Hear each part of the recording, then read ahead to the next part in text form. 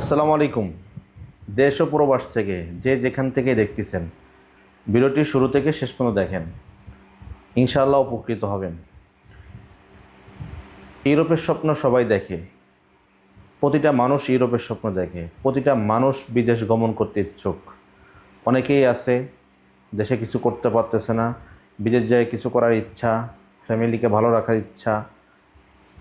তাদের উদ্দেশ্য করে বলতে চাই, ভালো করে বুঝে শুনে দেন সঠিক সিদ্ধান্ত নেবেন। অনেকেই না বুঝে না শুনে না জেনে একটা সিদ্ধান্ত নিয়ে ফেলেন। এই একটা সিদ্ধান্তের জন্যই আপনার অনেক ক্ষতি হয়ে যায়।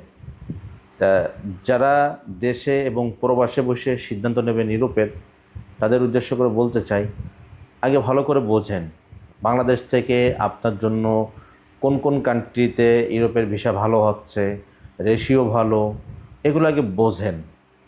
হুটহাট করে কিছু কন্টেন্ট ক্রিয়েটার, কিছু ব্যক্তি, কিছু মানুষ কিছু ভিডিও দিচ্ছে, কিছু ভিডিও বার্তা দিচ্ছে, যেসব দেশের ভিসা ওটা খুবই কঠিন, টাফ ব্যাপার, দীর্ঘ সময়ের প্রসেস, দীর্ঘ সময় লাগে, অনেক সময়ের ব্যাপার। কিন্তু আপনারা মনে করতেছেন, কিছু কিছু ফ্লাইট ডেকে মনে করতেছেন অল্প সময়ের ভিতরে এদের ভিসা হয়েছে।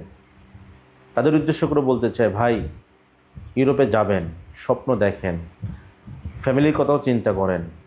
এখন যাদের বাজেট ভালো তাদেরই ভিসা হবে, যাদের বাজেট লো, যাদের বাজেট কম, তাদের ইউরোপের স্বপ্ন না দেখাই বেস্ট হবে। যারা ইউরোপের স্বপ্ন দেখতেছেন, যদি আপনার বাজেট ভালো থাকে, অনেক বেশি থাকে, তাহলে আপনি ইউরোপের স্বপ্ন দেখেন।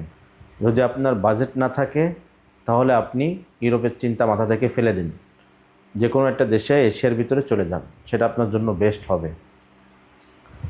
এবং যারা টাকা পয়সা নাই কিন্তু বাজেট রেডি হবে, টাকা রেডি হবে, বিভিন্ন মানুষের কাছ থেকে ধার দেনা করে, বিভিন্ন মানুষের কাছ থেকে টাকা পয়সা নেবেন, সুদে করবেন, ব্যাংকের লোন নেবেন, মানে এভরিথিং সব মিলায় 10-15 লাখ টাকা আপনি ম্যানেজ করলেন, বিদেশ গেলেন, আল্লাহ না করুক কোনো দুর্ঘটনা হলে বা কোনো বিপদগ্রস্ত হইলে আপনার এই ব্যাকআপ দেওয়ার মতো কে আছে আপনার ফ্যামিলিতে? আগে চিন্তা করেন। আপনার ফ্যামিলিকে যে ভালো রাখার জন্য ইউরোপের স্বপ্ন দেখতেছেন, এই ইউরোপে যায় যদি আপনি স্বপ্ন বাস্তবায়ন না করতে পারেন, তাহলে আপনার এই ফ্যামিলির অবস্থা কি হবে? এই যে আপনি 15 লাখ টাকা ঋণ করে গেলেন, 16 লাখ টাকা ঋণ করে গেলেন, এই ফ্যামিলি আপনার কে দেখবে তখন? এই ঋণ কে শোধ করবে? কে পরিশোধ করবে? যদি আপনার বাজেট থাকে, নিজস্ব অর্থায়ন থাকে, নিজের জমি জায়গা, নিজের কোনো কিছু বিক্রি করে যদি আপনি টাকা ম্যানেজ করতে পারেন, তাহলে এই মুহূর্তে বাংলাদেশ থেকে ইউরোপের স্বপ্ন দেখতে পারেন। আগে ভালো করে জানেন কোন কোন দেশের ভিসা হচ্ছে বাংলাদেশ থেকে। বাংলাদেশ থেকে এখন নর্থ ম্যাসেডোনিয়ার ভিসা রেশিও ভালো আছে, সার্বিয়ার ভিসা রেশিও ভালো আছে, বাকি যত কান্ট্রি আছে অধিকাংশ দেশের অবস্থা ভয়ানক। ফাইল দিবেন, ফাইল নিবে, এজেন্সি কখনোই বলবে না যে ভাই ভিসা হবে না, কোনো এজেন্সি কথা বলতে চায় না। কিন্তু আমরা সবাইকে বলি, আমরা যে দেশের কাজ করি না, আমরা সবাইকে বলে দিই ভাই আমরা কাজ করি না বা ভিসা হচ্ছে না। মাঝখানে আপনারা অনেকেই কয়েকজন ব্যক্তির কন্টেন্ট ক্রিয়েটারের ভিডিও দেখে খুব উৎসাহিত হয়েছিলেন, খুব পাগল হয়ে গেছিলেন, ইউরোপে যাবেন, ইউরোপের নন সেনজেন যাবেন, ইউরো এশিয়ায় যাবেন, আর্মেনিয়ার জন্য সবাই পাগল হয়ে গেছিলেন। কিন্তু আর্মেনিয়া ভিসা হয় না, হচ্ছে না, কেউ ফ্লাইটও দিতে পারে নাই। কিন্তু যারা বিভিন্ন এজেন্সির কাছে গিয়েছেন, ধরা খাইছেন, দীর্ঘ সময় নষ্ট করছেন, তারা বুঝতেছেন এখন। তারা যদি আমার কেউ ভিডিও দেখে থাকেন, তাহলে বুঝবেন যে আমরা আসলে সঠিক তথ্য দিই না বেসঠিক তথ্য দিই। আমরা সব সময় সময় নিয়ে কাজ করি। যদি সময় লাগে 3 মাস, আমরা 5 মাস নিই। কেন নিই? যদি কোনোভাবে আপনাদের একটা ভালো জব দেওয়া যায়, ভালো কোনো কাজ দেওয়া যায়, এই আশায়। আমাদের কোনো লাভ নাই, কোনো লসও নাই। আর ইউরোপের বিষয়টা হয়ে গেছে এখন, যাদের বাজেট 10 লাখ টাকা, তারা ইউরোপের স্বপ্ন দেখে লাভ নাই। যে দেশের কাজ আমরা একসময় করছি 23 সালে, 3 লাখ 3.5 লাখ টাকা ইউরোপের কাজ করছি, এখন সেই দেশের কাজ 15 লাখ, 16 লাখ, 16.5 লাখ, 17 লাখ টাকার রেট। আর কি বলবো, ইউরোপের কাজ কিভাবে করব?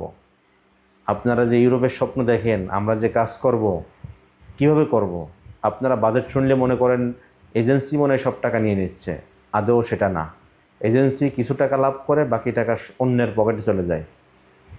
কারণ ইউরোপ এখন অনেক কঠিন হয়ে গেছে, যার জন্য দ্রুত কাজ উঠতেছে এবং দ্রুত ভিসা হচ্ছে, তবে রেট অনেক বেশি।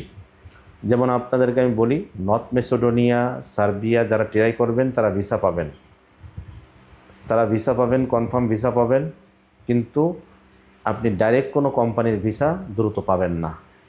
যত ভিসা উঠতেছে বাংলাদেশ থেকে সার্বিয়া এবং নর্থ মেসিডোনিয়ার, অধিকাংশই সাপ্লাই কোম্পানি।